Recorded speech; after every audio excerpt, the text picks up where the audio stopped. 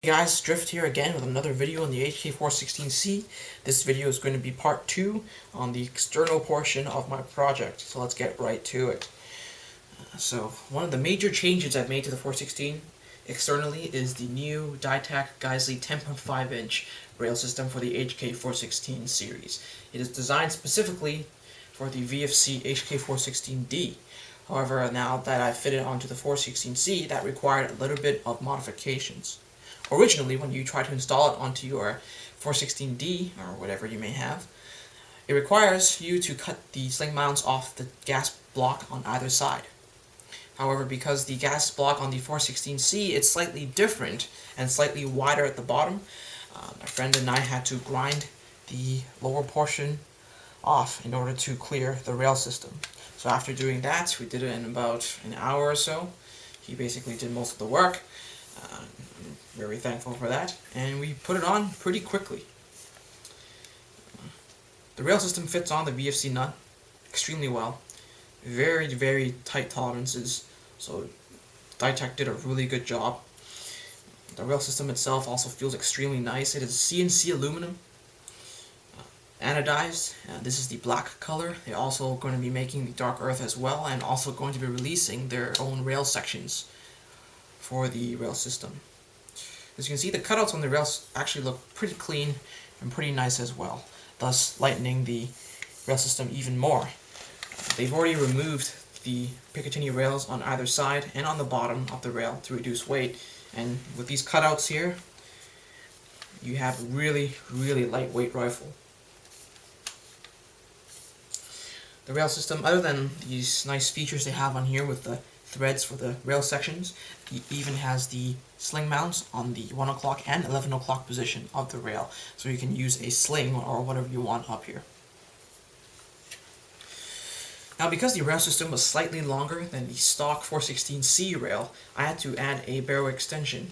I used a steel one just to make it a little bit more sturdy, but this allows me to mount the suppressor up front, as you see here. It fits perfectly, and the reason why I couldn't fit the suppressor in here was because the diameter of the rail system, even though it's tubular, diameter is too small to fit the suppressor on here. So the barrel extension, it allows me to have the flash hider sit a little further out, thus allowing the rail system to clear the suppressor, which actually gives it a really cool look. Right now this is a PTS tri-lug flash hider, using it with the Dytac SCAR CQB flash suppressor. That's what they called it. This is an old suppressor.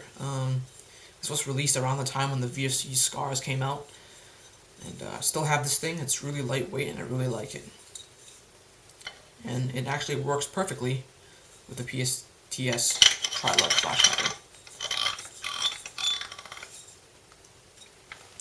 One thing I also had to do was I had to remove the front sight that was originally on the gas block. But with the extended rail, it also allows me to mount my own preferred sights. And this is the VFC Knights Armament front flip-up sights, which is mounted in my favorite position.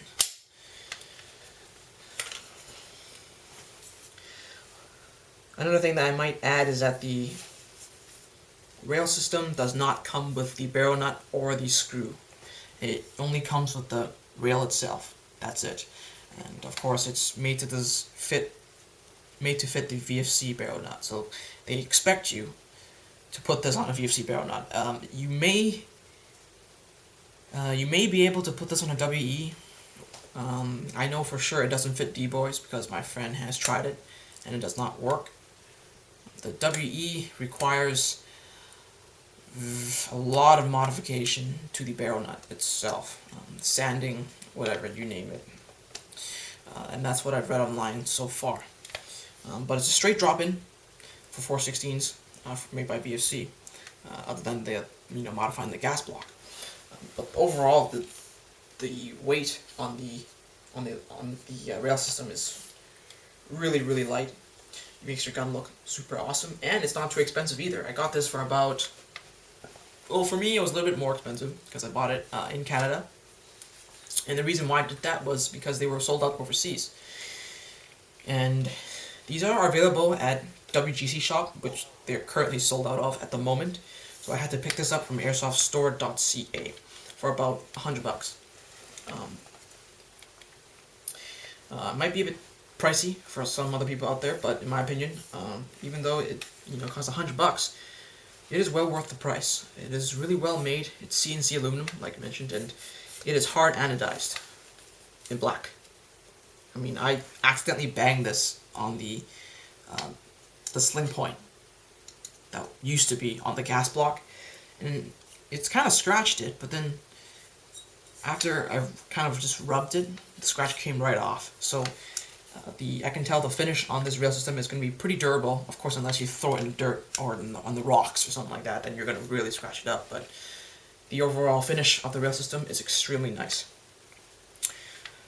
Other than that, most of the things are still the same.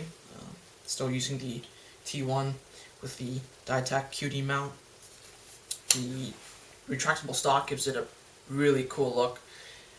And that is basically it for this video. Hope you guys enjoyed it. If you have any questions on the rail system or on the gun itself, post in the comments below and I'll try to answer it as quick as possible. I also did before I also did a chrono test on the gun. Fired it in its stock configuration. It fires about 441 feet per second to about 451. So there's a 10 FPS deviation. I'm going to go over that and see if I can fix that in part 3, where I work on the internals of this gun. So anyways guys, thanks for watching. Don't forget to like, comment, and subscribe, and I'll see you guys next time in part 3, where I talk about the internals. See you later.